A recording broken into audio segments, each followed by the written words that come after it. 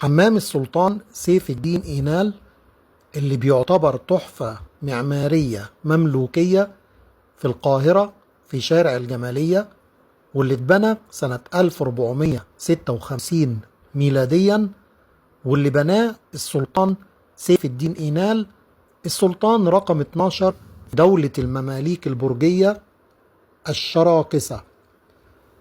الحمام بيتكون من مدخل ملتوي عشان طبعا الحفاظ على خصوصية الحمام، واللي في الشارع ما يشوفش الناس اللي موجودين جوه. بنبدأ الأول بالدخول إلى الحجرات الباردة اللي هي الاستراحة، وبعد كده بنمر بممر ملتوي بيدخلنا إلى الحجرات الدافئة.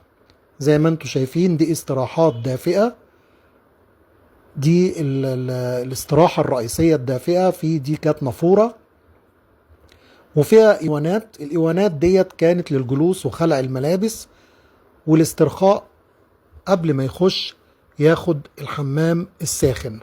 طبعا السقف عبارة عن قباب فيها فتحات مكسوة بالزجاج الملون.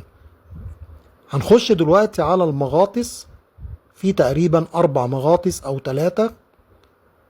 دي استراحة من الاستراحات اللي احنا بنقول عليها الحجرات الدافئة. وبعد كده هنروح نشوف المغطس اللي موجود في الحمام. ده المغطس الرئيسي اللي احنا هنخشه، ده الأكبر.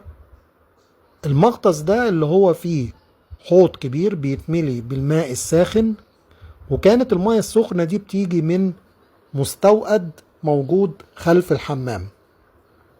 دي القباب اللي فيها فتحات مكسوة بالزجاج الملون.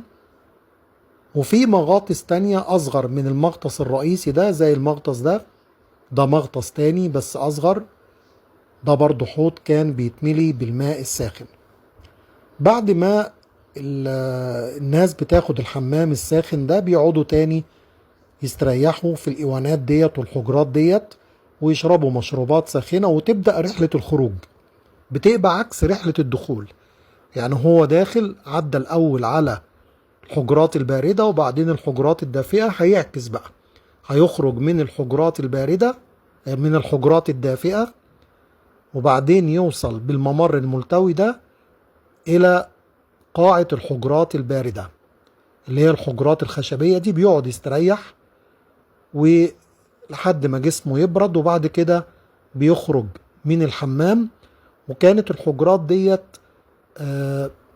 مكان للاستراحة من الحمام، وكان الجو فيها بيبقى أبرد من الحجرات اللي موجودة جوه جنب المغاطس.